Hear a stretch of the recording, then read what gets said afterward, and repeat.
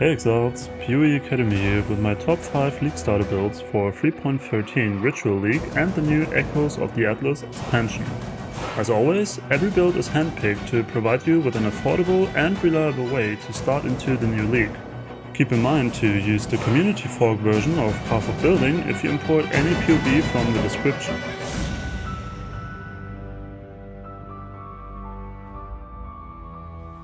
First on this list is Thorstein's Ultimate Claw Poison Pathfinder. Thorstein's build is well received by the community and he describes it himself with, if you want to go fast and clear even faster, delete bosses, be safe like the Juggernaut and be in the heart of the fight, this is a build for you. You can use any melee chaos attack with this build, but he recommends going for Pestilence Strike. Pestilence Strike is a strike skill that deals chaos damage and applies poison. If the poisoned enemy dies while poisoned, it will inflict other nearby enemies with another chaos damage over time debuff. This creates a nice chain reaction. The skill and also other melee chaos skills are buffed in 3.13, so you have many viable alternatives at your disposal. If you hate dying all the time, this build is made for you. It combines so many different defensive layers that dying will be very difficult. 2 million Shaper DPS are also easy to achieve, which makes most endgame content easy. On top of that, there's also a somewhat affordable Ultra version of this build that you can pursue to farm 100% Delirium maps without dying. Luckily, you don't need to spend a lot to get this build going. Simply get your hands on cheap unique items like a Wasp Nest Claw, a Perfect Form body armor and a Corralito signature flask and you're good to go. You can add 2 fossil crafted claws, the Venomous Weave gloves and a Circle of Nostalgia ring later on to push this build even further. The written build guide also features an extensive leveling guide including a beginner and a racing route, recommended life searches and passive tree milestones. There's no video build guide currently, so if you decide to play his build, tell Thorstein that I'm interested in creating one for him. Second in this list is a Coldslinger Occultist created by Clyde Hart. Spellslinger setups remain strong this patch, and this new version became more and more popular recently.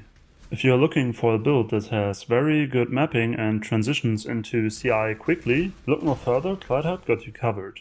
Spellslinger is a skill gem that causes the linked spell to be triggered when the user fires a projectile from their equipped wand, and linked spells reserve mana while active.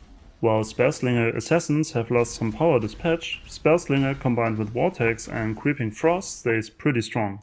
When Vortex is self-cast while there are Frostbolts on the screen, it will consume a Frostbolt to dump a Vortex in this location. With 3 to 4 attacks, you can cover the whole screen with ground effects. Sounds great? Yes, it is. This build easily carries you to Awakener 5 Cyrus with little investment. One thing to point out is that the buffs to Profane Bloom almost make this node like an explode chest, which is pretty cool. The budget version of this build focuses on picking damage, reduced mana reservation, energy shield and block nodes, since combining energy shield with block sets up a highly effective defense. Keep in mind though that you must run a live version until you bought all key items. The build benefits a lot from a Rime Gaze helmet, for example. It improves both your damage and your energy shield pool. The Bated Breath chain belt and Rainbow Stripe boots are a cheap way to get decent ES. I'd recommend buying an Incandescent Heart body armor before you transition into CI 2.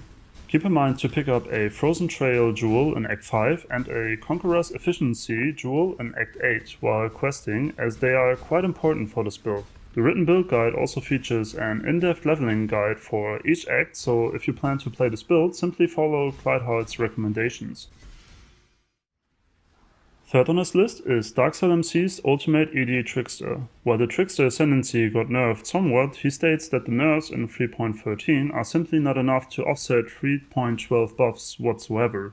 The biggest offset will be losing 50% increased damage on Patient Reaper, as it will slow down your leveling speed a little bit. I've still put it in this list as it is perfectly made to blast through the ritual encounters. This build uses Contagion, a spell that deals chaos damage to all enemies in an area.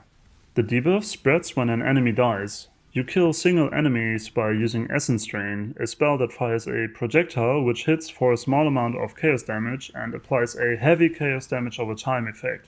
The spell also causes the player to regenerate a portion of the damage over time as life. This dodge-based build features many layers of defense, making it quite tanky. It has top-tier mapping speed, and you don't even need a headhunter belt for it.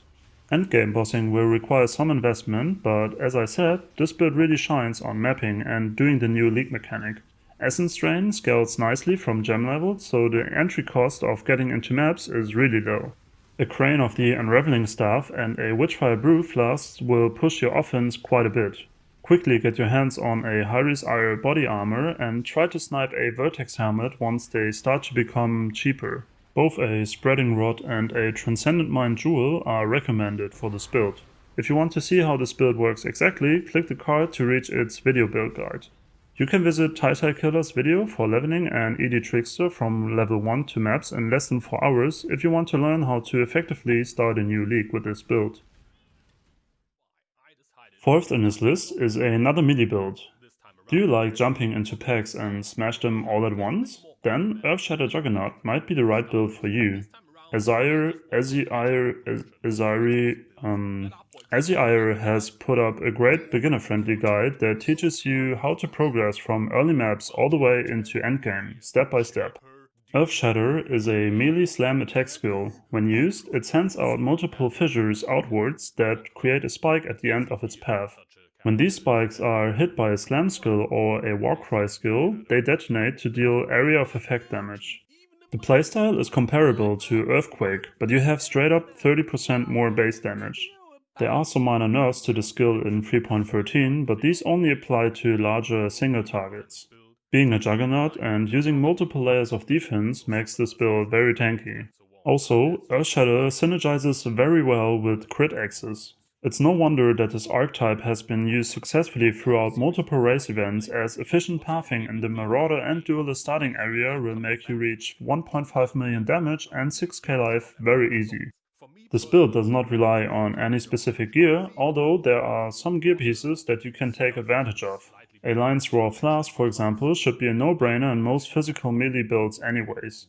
A Crown of the Inward Eye helmet, dropped by Cyrus, gives a good chunk of life, damage and physical damage reduction. If you want to invest a little bit more, get your hands on a Rislathus Coil belt with good rolls. Azire's written build guide contains a very handy leveling cheat sheet. It also provides multiple leveling trees that you can follow along. Fifth and last in this list is no other build than Big Duck's Bleedbow character. I've already featured MB Extreme's champion version of this build 2 leagues ago, but without Harvest crafting being available last league, I didn't want to feature it again. With Harvest now going core, this build comes back on the S tier starter menu.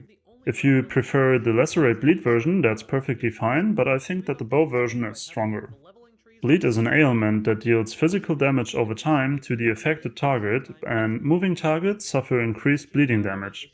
Note that you can inflict bleed with physical damage hits only, so you must apply them either with melee bows or weapons. Many Bleed Bow characters use Rain of Arrows for this purpose, but Split Arrow has proven itself as a powerful alternative too. Builds from this archetype use the Resolute Technique Keystone, which lets your attacks always hit. Besides that, bleed damage over time and life is scaled. This build can be started off with trash gear, but you will notice every single item upgrade, which is something I really appreciate for my builds. Big Duck's version provides a good balance between damage and survivability so that you won't have a hard time beating PoE's content. Like other versions of this build, you want to abuse a Lion Eyes Fall jewel in the Marauder starting area.